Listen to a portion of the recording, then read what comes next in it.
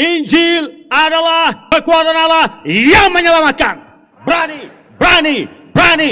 Beritakan Injil. Oke, once again. Itu baru pemanasan tadi. Ngantuk kita sudah mulai lari ya. Oke, Injil adalah kekuatan Allah yang menyelamatkan. Berani, berani, berani. Beritakan Injil. Tepuk tangan bagi Tuhan kita. Salam sejahtera. Hamba Tuhan yang dipakai Tuhan luar biasa dari seluruh Indonesia, dari 32 daerah, para pemimpin-pemimpin gereja, para gembala-gembala sidang dan teristimewa yang saya hormati, Badan Pengurus Pusat yang hadir bersama-sama dengan kita berdoa. Terima kasih untuk panitia, khususnya Pak Dias, telah mempercayai saya untuk mengambil bagian dalam pelayanan pagi hari ini. Doa pagi adalah sesuatu yang sebenarnya menyenangkan tetapi juga bisa membosankan. Doa pagi adalah sebuah tantangan bagi kita untuk bertekun di hadapan Tuhan. Biasanya kita masih mau tertidur tetapi roh berkata, bangun, bangun berdoa. Tetapi juga ada ayat mengatakan, roh penurut tapi daging lemah. Itu sebabnya banyak orang tidak bisa bangun pagi untuk berdoa. Di dalam kesempatan ini, izinkan saya berbagi kepada semua pemimpin-pemimpin yang luar biasa. Di dalam Amsal pasal 4 ayat 23, ada tertulis, jagalah hatimu dengan segala kewaspadaan, karena dari situlah terpancar kehidupan.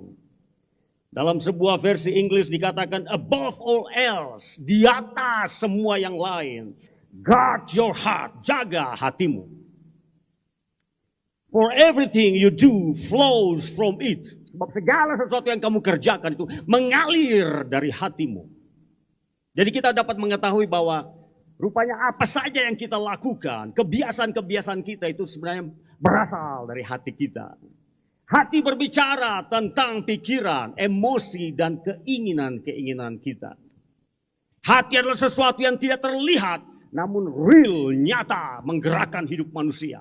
Bahkan menggerakkan dunia ini, luar biasa.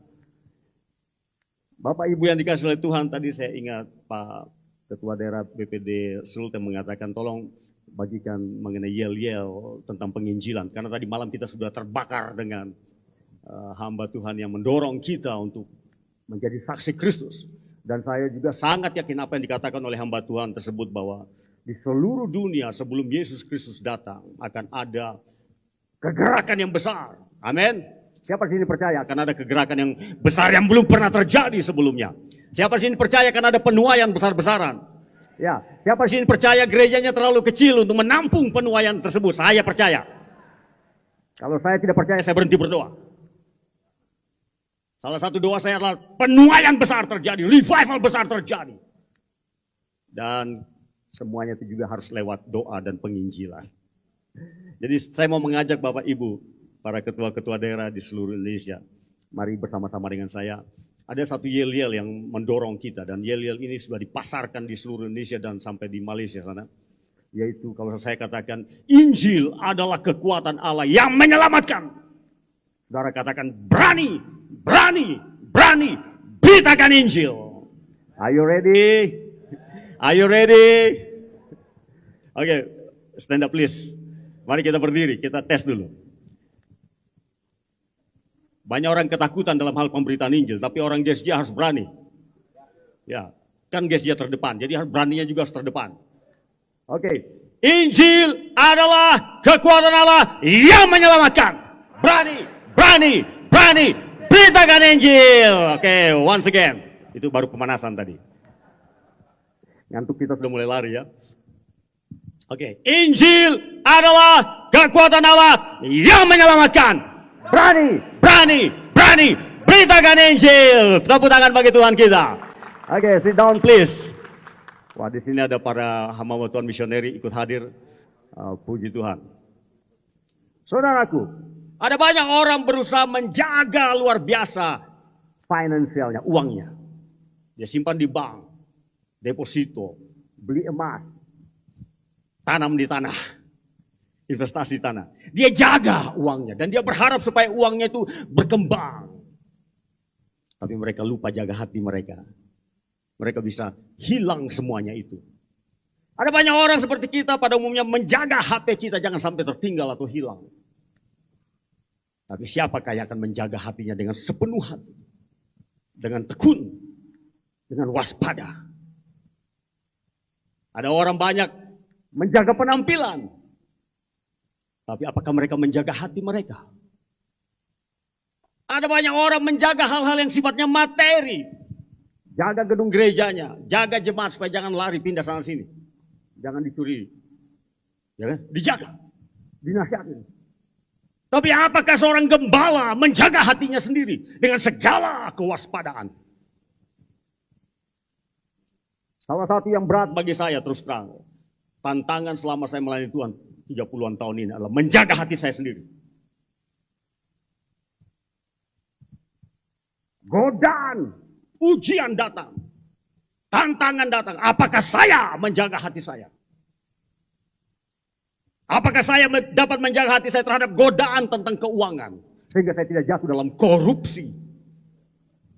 Apakah saya dapat menjaga hati saya terhadap godaan seksual, sehingga saya tidak jatuh dalam perzinahan? Apakah saya dapat menjaga hati saya daripada kesombongan yang menggoda saya, sehingga saya tidak jatuh dalam keangkuhan, kesombongan, sehingga segala sesuatu menjadi runtuh dalam hidup saya? Saya dapat merasakan itu tantangan besar buat saya. Karena saya sudah tahu bagaimana melawan setan, mengusir setan. Rasanya lebih mudah mengusir setan daripada melawan godaan ini, saudara. Pada zaman era digital ini, godaan di handphone kita itu luar biasa. Sekali kita buka, kuntilanak bisa timbul di situ. Tuhan, harus jaga hati lagi situ, jaga pikiran, jaga mata. Tantangan terbesar bagi saya adalah menjaga hati saya sendiri sebagai seorang hamba Tuhan.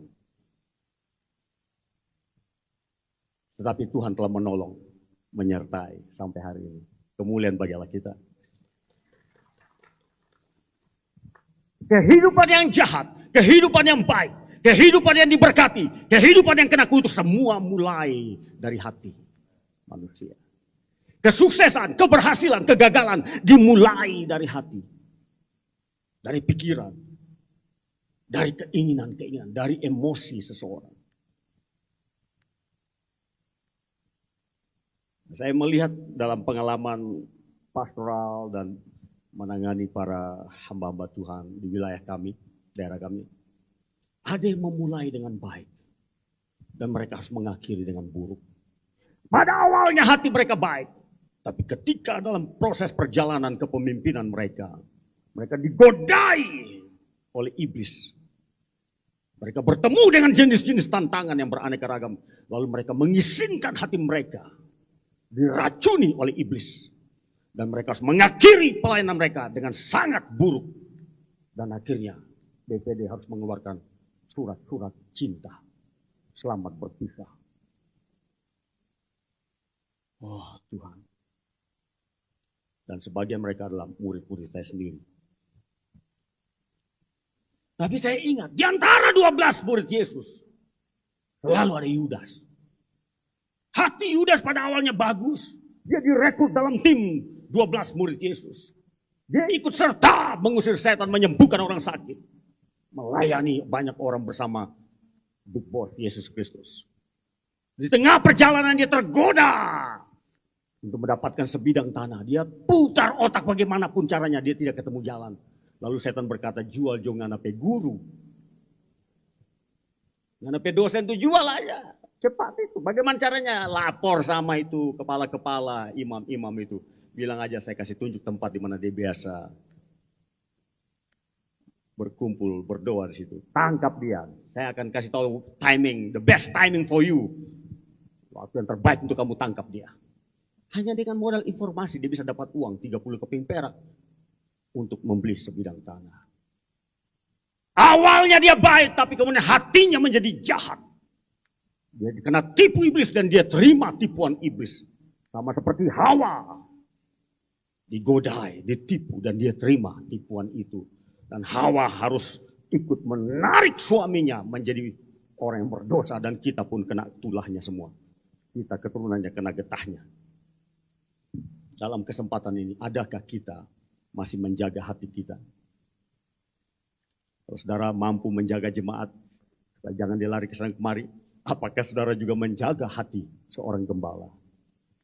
Ini tantangan terbesar bagi kita sebenarnya. Hati kita, diri kita sendiri. Dikatakan barang siapa menguasai dirinya, dia lebih daripada pemenang. Lebih daripada pahlawan. Jadi sebenarnya bagi saya, selama merenungkan kehidupan ini, menjaga hati saya untuk tetap benar dan taat kepada Tuhan adalah nomor satu. Ada keinginan-keinginan lain, tapi saya lihat nomor satu adalah hati saya sendiri, harus saya jaga. Dan firman Allah benar bahwa jagalah hatimu dengan segala kewaspadaan, karena dari situlah terpancar, mengalir keluar kehidupan. Entah hidup yang baik, hidup yang jahat, hidup yang sukses, hidup yang gagal, diberkati atau kena kutuk, semua dimulai dari pikiran-pikiran, emosi dan keinginan manusia, hatinya sendiri. Hati itu fleksibel, dia bisa mengampuni orang yang bersalah, dia juga bisa membenci. Berapa banyak hamba-hamba Tuhan mereka masih bisa berkhotbah, kasihilah sesamamu. Tapi sebenarnya dia menyimpan kebencian di dalam hatinya terhadap seseorang. Dia tidak mampu untuk melepaskan kebencian itu. Panah tertancap dalam hatinya, panah kebencian. Dan dapat kita lihat dari ucapan-ucapannya. Indikasinya kan dapat kelihatan semua orang yang membenci dan mengampuni itu. Dari bahasa-bahasa yang kita keluarkan, kita tahu siapa dia. Karena dari situ terpancar kehidupannya. Itulah isi hatinya. Seseorang yang sering mengatakan hal-hal yang baik, kita tahu bahwa dia dari dalam hatinya adalah baik. Seseorang yang sering mengeluarkan kata-kata hujatan, makian, umpatan, kita tahu bahwa dalam hatinya memang itulah isinya. Jadi kita dapat mengenal seseorang dari mana? Dari ucapan-ucapan yang sering kali sehari-hari dia ucapkan. Baik dalam rapat-rapat, dalam hubungan sehari-hari. We know who you are. Kalau ucapan-ucapanmu itu penuh dengan negatif-negatif, penuduhan-penuduhan, engkau lupa siapa dirimu. Orang lain tahu siapa kau. Ucapan-ucapan yang jahat menunjukkan bahwa hatinya jahat. Kita tidak bisa berdusta dalam hal itu. Dalam rapat-rapat kita bisa mengenal orang-orang seperti itu. Kita akan memilih orang baik, saudara. Tepuk tangan bagi Allah kita. Tidak ada yang sempurna. Tapi minimal orang baik ada di dunia ini banyak. Dan ada di antara kita semua. Haleluya. Kita tes satu kali lagi, yel-yel ini. Injil adalah kekuatan Allah yang menyelamatkan. Berani, berani, berani, beritakan Injil. Saudara GSJ mau 1 juta umat dalam 25 tahun roadmap. How? Bagaimana caranya? Berdoa saja? Tidak. Kita perlu beritakan Injil. Untuk 1 juta umat dari 200.000 dalam perjalanan 25 tahun. Dari mana sisanya itu 800.000? Bagaimana caranya? GSJ perlu lompatan besar. Tindakan besar, lompatan besar. Bukan hanya pikir besar. Setuju? Kita perlu melakukan yang tidak pernah kita lakukan. Kita perlu masuk ke laut yang dalam. Karena di situ banyak ikannya.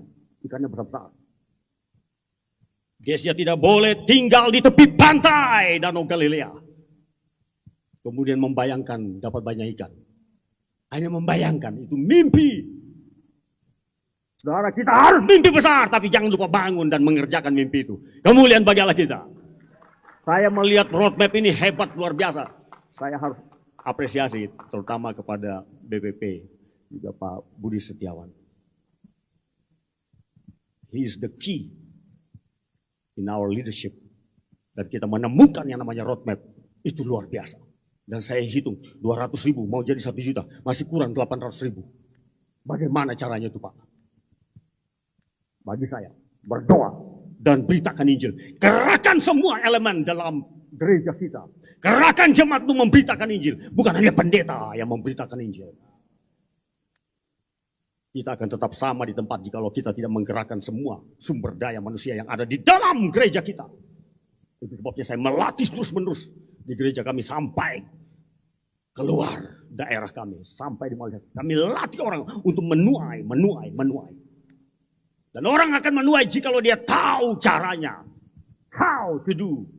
Metodenya seperti apa, ngomongnya seperti apa. Nah, ketika dia sudah punya hati yang berani memberitakan Injil dan juga dia punya tools, dia punya alat, dia punya metode, lengkaplah sudah. Ada hati yang membara untuk mengasihi jiwa, menangkan jiwa-jiwa. Kemudian disertai dengan hikmat, metode-metode. Kita akan menuai. Kemuliaan bagi Allah kita.